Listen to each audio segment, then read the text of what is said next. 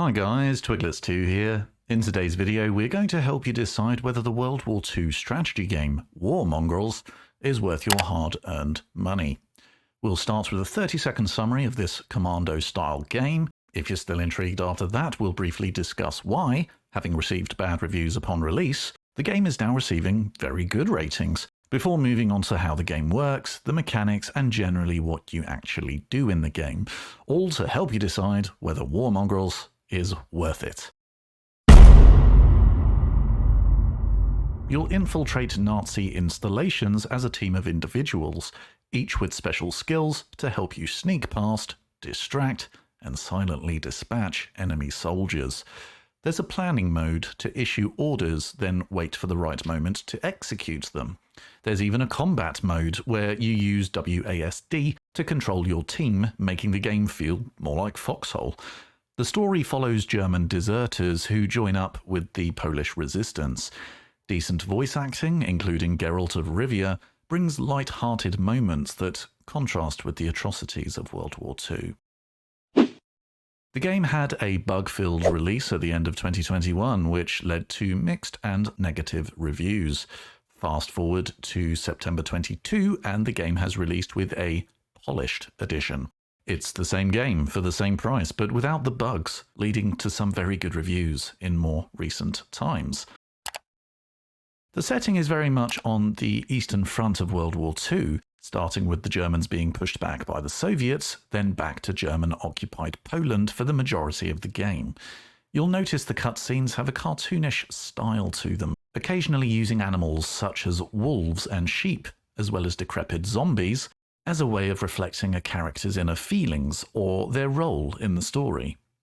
The story itself is particularly gritty, with the occasional sprinkle of humour giving some light relief to the characters and to the player from the ever-present backdrop of genocides that slowly becomes more prominent in the story. The subject matter will be uncomfortable for some, as the game doesn't shy away from firing squads killing innocent civilians, along with concentration camps. But your reaction to a game that explores that subject matter is a very personal choice that only you can make.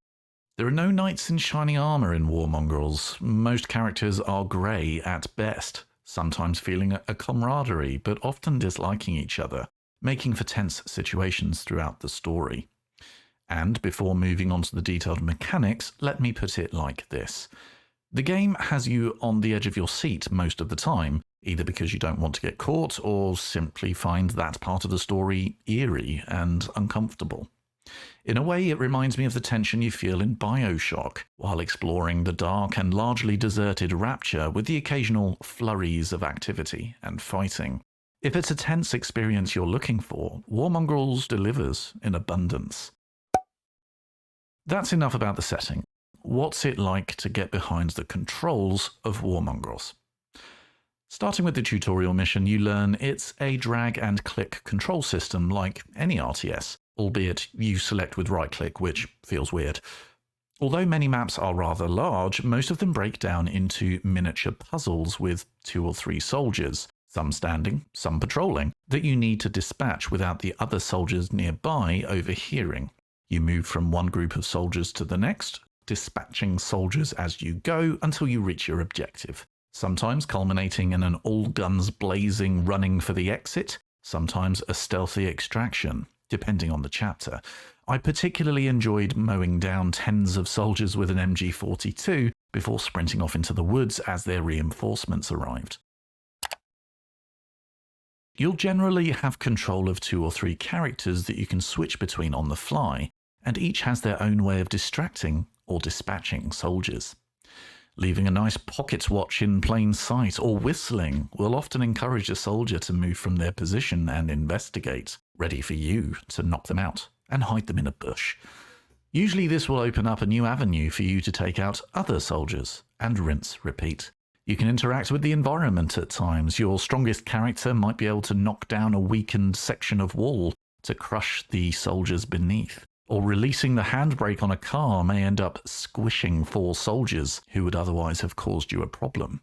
There are usually different paths to complete each mission, but aiming for one of those more elaborate interactions with the environment is usually worth the effort. Running or other noisier activities will attract unwanted attention from further away, so sound is just as important as staying out of sight. One character can take out 2 soldiers at the same time as long as he has a glass bottle to smash them over the head with. Another character can dress up in an enemy uniform, but officers and dogs can see through the disguise. You can save the game at any time, giving you opportunity to experiment with different approaches, and simply trying something else if one fails without having to play the whole level again. It's incredibly satisfying to coordinate 2 characters to take out 2 soldiers at the same time, and even more so if you use the planning tool to slow down time and assign tasks to be executed at a time of your choosing. At times, the stealth can feel a bit cheap. Soldiers have a line of sight, and as long as you don't come into that, you're fine, to the extent that you can knock out a soldier that is right behind another, and they simply won't notice, which is clearly unrealistic. Or when you have an area containing 4 soldiers, you slowly take out 3 of them while the other one isn't looking, leaving you with Jürgen, who seemingly doesn't care that Fritz, Hans, and Gunther have randomly disappeared without a trace. Realistic? Not so much. In terms of what you actually do in the game, that's pretty much it. As you progress through the story, you gain access to more characters with different abilities, giving you more and more ways to execute ever more elaborate plans. There comes a point where the progression is no longer in the gameplay mechanics. You learn all of those relatively quickly. Thereafter, the progression is in the story. In theory, there is a reason to come back and replay older missions, attempting a different route to victory, or picking up a secret item you previously missed. But most players will get to the end of the wild ride, have a moment of reflection as the end credits roll, then move on to a different game. That's not necessarily a bad thing, it just reflects that this is mostly a single-player, story-driven game with a start and an end, which is exactly what some players want. There is, however, the opportunity to play the game in co-op mode with a friend or online. However, looking at the server list, it's much more likely you'll be playing with a friend. You control different characters, and it must be fun to try and pull off multi-kills with friends, or perhaps even more fun to fail miserably and try and shoot your way out of the situation.